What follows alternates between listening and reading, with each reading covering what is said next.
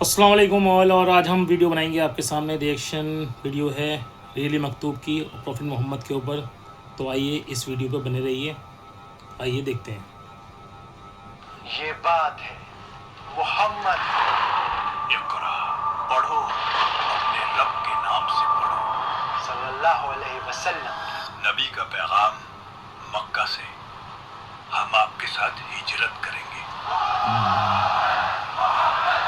Profit Mohammad. ये बात है इंसानों और जिन्नातों के रहबर की। मेरे दादा ने खुद अपनी आंखों से चांद के दो टुकड़े होते देखे थे। अरे वो देखो चांद की तरफ। ये बात है सीरत नबी नबी की माशाल्लाह बहुत अच्छी वीडियो है। आज मिनट से पहले सेकंड के बाद हम फौरन स्टेटस लगा देते हैं, आई लव मोहम्मद। बिल्कुल सही कहा। लेकिन अफसोस अपने आप से इस सवाल करना भूल जाते हैं कि कौन थे मोहम्मद सल्लल्लाहु अलैहि वसल्लम। इब्ने इसहाक, नबी की सीरत लिखना आसान नहीं। ये जो बेड़ा तुमने उठाया है काफी हिम्मत का, लेकिन बहुत मुश्किल काम है। कितनी बीवियां थी उनकी, क्या नाम थे उनके, वो कौन सी सन में पैदा हुए। खदीजा के इंतकाल के बाद मैंने नबी को मुस्कुराते नहीं देखा। सही कहते हो, पूरा साल होने को आया। अल्लाह सुब्हानहू तआला ने आखिरी नबी के लिए मक्का को ही क्यों चुना, और क्या कुरान को बगैर सीरतुन नबी जाने समझा जा सकता है। भाई ताज़ीम, मुझे कुरान माशाल्लाह की बहुत ये अच्छी आयत वीडियो है। समझ नहीं आ रही। यहाँ बात किस बारे में हो रही है? ये आयत जंगे बद्र के बारे में है, जब अल्लाह ने गैबी मदद भेजी थी। अच्छा, और इसमें दूसरे नबियों का भी जिक्र है ना? हाँ बिल्कुल। आदम, इदरीस, सालेह, हूद, इब्राहिम, इस्माइल, इसहाक, याकूब, यूसुफ, अय्यूब, शुएब, मूसा, हारून, लूत, सबका जिक्र है इसमें। अगर आप ये सब नहीं जानते तो अपने आप से सवाल कीजिए कि शैतान का ऐसा कौन सा वसवसा है कि जिंदगी के इतने साल गुजारने के बाद भी उसने आपको अपने नबी से, जिसकी मोहब्बत का आप दावा करते हैं, महरूम रखा हुआ है। सही बात कही। रसूलुल्लाह सल्लल्लाहु अलैहि वसल्लम ने मेरे घर में मेरी बारी के दिन मेरे लब्बे और सीने के दरमियान वफात पाई। इसीलिए मैं लेकर आया हूँ बच्चों के लिए और बड़ों के लिए सीरतुन नबी की एक सीरीज, जिसमें हम बहुत आसान और मजेदार तरीके से आप सल्लल्लाहु अलैहि वसल्लम की जिंदगी को जानेंगे। तो चलिए ये सफर मैं और आप मिलकर शुरू करते हैं। बिल्कुल सही बात कही।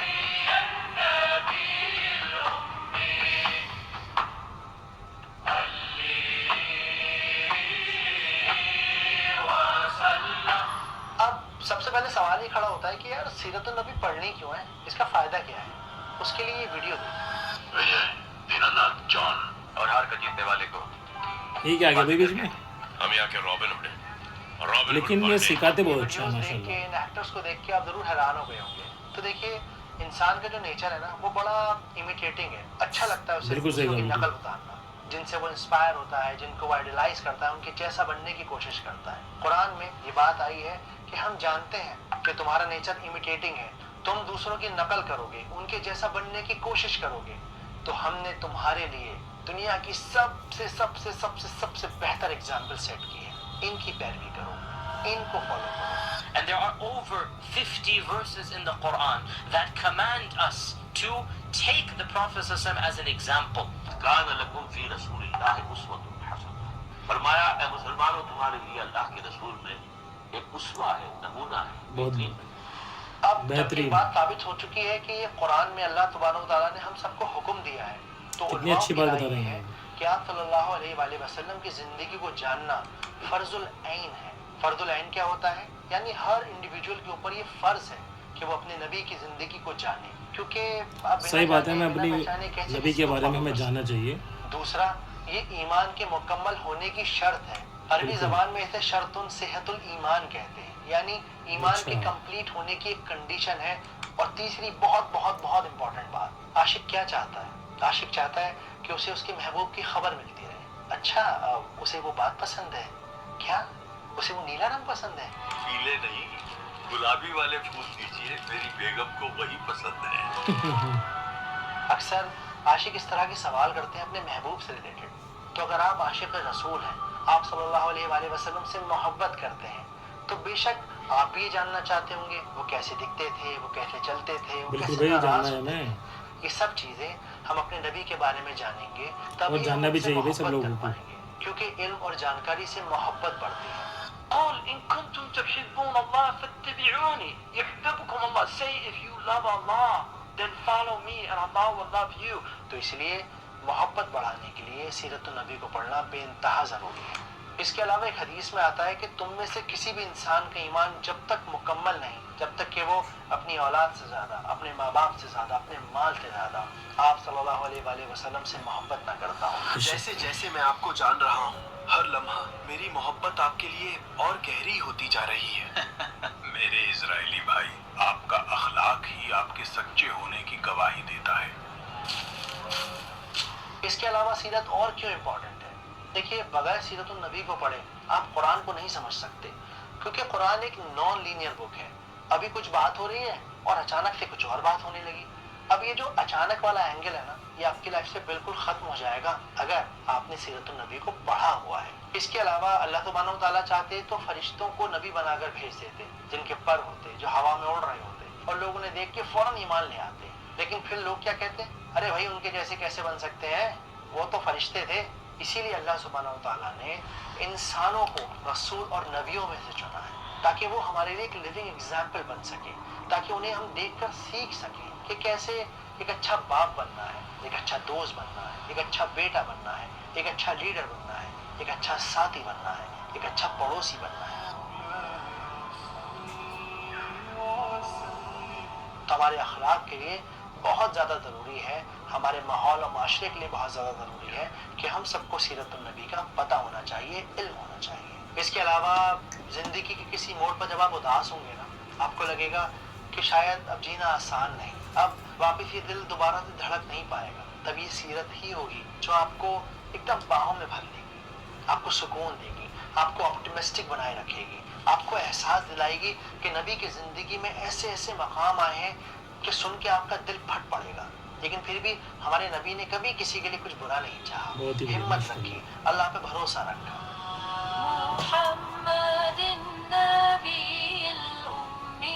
ان باتوں سے میں سب سیکھنا سے زیادہ چاہیے. ضروری, سب سے زیادہ امپورٹنٹ کیا ہے, آپ صلی اللہ علیہ وآلہ وسلم کی عظمت کو, ان کے آنر کو, ان کی ڈگنیٹی کو مینٹین کرنے کے لیے, ہمیشہ اونچا رکھنے کے لیے سیرت النبی پڑھنا بے انتہا ضروری ہے, تاکہ جب کوئی ان پر انگلی اٹھائے نا تو آپ کے پاس اس کا جواب موجود ہو. Why بالکل did the صحیح بات Prophet Muhammad sallallahu alaihi wasallam married Aisha at the age of 9? تو میرے خیال سے اب یہ بات ایک دم کلیئر ہو چکی ہے کہ ہمیں سیرت پڑھنی کیوں چاہیے. تو اب اس سے ایک اور سوال نکل کر آتا ہے کہ ایکچولی سیرت ہے کیا, واٹ از سیرہ. تو دیکھیے, سب سے پہلے یہ سمجھیے کہ سیرہ ایک اسٹریس فری سبجیکٹ ہے, کوئی ٹینشن نہیں ہے اس کے اندر. اس میں ہونے والے انسیڈنٹ کو, لوکیشنز کو, تاریخوں کو آپ کو یاد رکھنے کی ضرورت ہی نہیں ہے, کیونکہ سیرت النبی کا مقصد چیزوں کو یاد کرنا نہیں ہے, بلکہ اپنے اندر ایک بدلاؤ لے کر آنا ہے. آپ صلی اللہ علیہ وآلہ وسلم کے ساتھ اپنی محبت کو بڑھانا ہے. نبی کا پیغام مکہ سے, ہم آپ کے ساتھ ہجرت کریں گے. ٹیکنیکل آسپیکٹ پہ کہ بھئی سیرہ ہے کیا, تو سیرہ ایک عربی کا لفظ ہے جو سارا کے لفظ سے آیا ہے, جس کا مطلب ہوتا ہے سفر کرنا. تو جب آپ کہتے ہیں یہ ہمیں ورڈ سیکھنے کا بھی موقع ملتا ہے کہ کیا کیا چیزیں لکھی ہیں, ہم کن چیزوں کو سمجھ سکتے ہیں, اب چونکہ یہ ایک اور سفر بہت ہی ہے اچھی چیز تو سمجھاتے ہیں سفر میں بڑے ماشاءاللہ. پڑاؤ بھی آتے ہیں, کہیں رکنا بھی ہوتا ہے, کہیں چلنا بھی ہوتا ہے, کہیں ٹھہرنا بھی ہوتا ہے. تو اس سفر میں کون کون سے پڑاؤ ہیں؟ سب سے پہلا شمائل, یعنی کہ آپ کے اخلاق کیسے تھے, آپ دکھتے کیسے تھے, آپ چلتے کیسے تھے, آپ باتیں کیسے کرتے تھے, آپ کے غصہ ہونے کا انداز کیا تھا, آپ کے مسکرانے کا طریقہ کیا تھا. یہ سب باتیں, یہ سارے شمائل ہمیں سیرت النبی میں ملتے ہیں. اب اگلا پڑاؤ کیا ہے؟ مغازی یعنی کہ بیٹلز. آپ صلی اللہ علیہ وسلم کی زندگی میں بہت ساری جنگیں ہوئیں, بہت ساری غزوہ ہوئیں, جن جنگوں میں, جن ایکسپیڈیشن میں وہ پرسنلی شامل تھے. تو ہم ان جنگوں کے بارے میں بھی پڑھیں گے جس سے اسلام کو پھیلانے میں آسانی ہوئی, فتح ملی.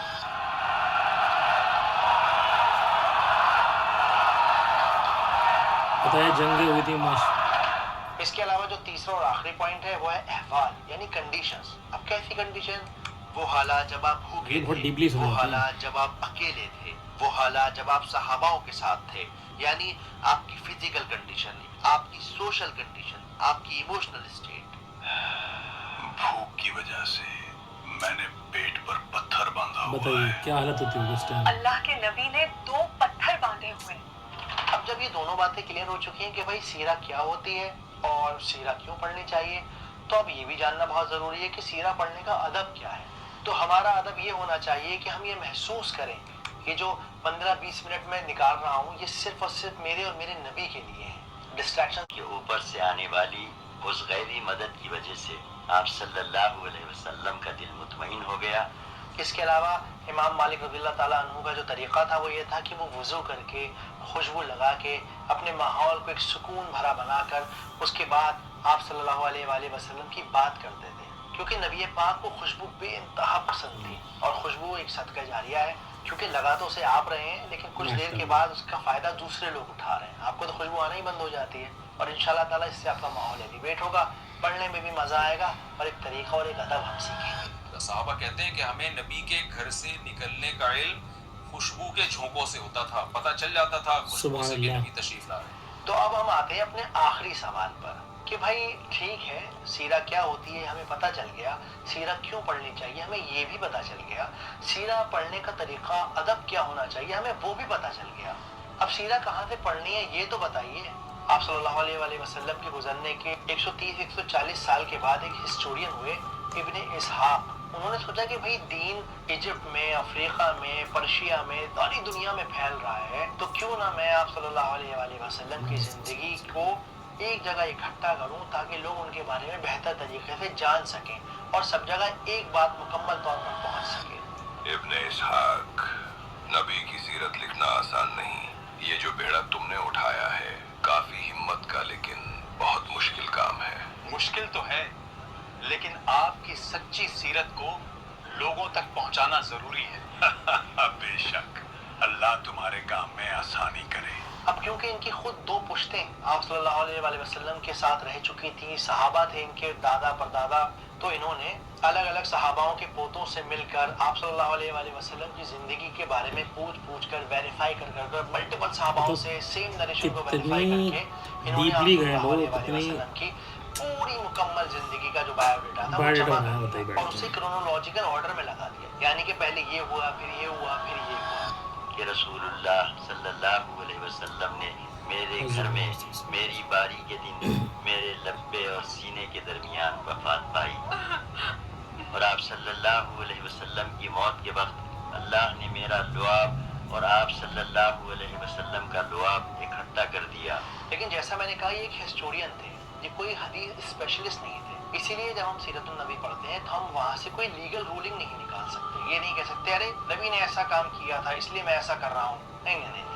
اس کے لیے فقہ ایک الگ کیٹیگری ہے، اس کے بارے میں الگ سے پڑھنا ہے. اس کو تو ہم صرف اخلاقیات کے طور پر پڑھتے ہیں، اپنے دل کو نرم کرنے کے لیے پڑھتے ہیں، جیسا ہم پہلے بھی بات کر چکے ہیں. جوال یہ دیکھو یہ والی حدیث، اور اس پنے پر بھی ایک کمزور روایت ہے. ابن اسحاق کی تحقیق میں کچھ کمیاں ہیں. صحیح کہا، چلو مفتی صاحب کو خبر کرتے ہیں. پھر کچھ وقت گزرا اور ان کے ایک اسٹوڈنٹ ہوئے، ان کا نام تھا ابن ہشام. ابن ہشام نے محسوس کیا کہ میرے استاد نے بہت زیادہ لمبا کرونولوجیکل آرڈر بنا دیا، تو انہوں نے کیا کیا، جو کمزور حدیثیں تھیں، کمزور روایت تھیں، انہیں الگ نکال دیا اور پھر جا کر انہوں نے 3 والیوم کی ایک کتاب بنائی جس کو ہم سیرہ ابن ہشام کہتے ہیں. یہ کتاب ایکچولی اتنی زیادہ کریکٹ تھی کہ پوری دنیا کے مسلمانوں نے اسے ہاتھوں ہاتھ ایکسیپٹ کر لیا، یہاں تک کہ ابن کثیر، امام السیوطی، امام البیہقی، ان سب علماؤں کی کتابیں ابن ہشام کی سیرت النبی پر ہی بیسڈ ہیں. اس کے علاوہ دنیا کی ہر کتاب سیرت النبی کی ان 3 کتابوں پر بیسڈ ہے. اب کیونکہ وقت بدلتا چلا گیا، لوگوں کے پاس وقت کم ہو گیا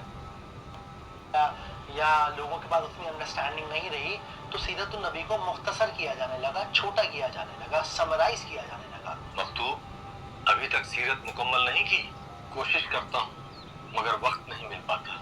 ان کتابوں کو پڑھنا بھی اتنا آسان نہیں ہے، اکثر لوگوں کے لیے اس میں تھوڑی سی مشکل پیش آ سکتی ہے. مجھے خود یہ کتاب ختم کرنے میں تقریباً 2.5-3 سال لگے ہیں. میں نے پارٹ ٹائم اس کو ہر روز پڑھا ہے، 2-2.5 گھنٹے آلموسٹ. تب بھی مجھے 2.5-3 سال لگ گئے، کیونکہ جب آپ اس طرح کی کوئی کتاب پڑھتے ہیں تو وہ آپ اکیلے نہیں پڑھ سکتے، اس کے لیے آپ کو کسی نہ کسی عالم کی ضرورت ہوتی ہے वो आलिम जो उस पेज की डिटेल्स को आपको बताए। ब्रीफ तो कर मैंने सके डॉक्टर आपको, यासिर बिल्कुल। काजी हैं, शेख हमजा यूसुफ हैं, शेख अब्दुल नासिर अहमद जांगा हैं, इन सब को रेफर किया।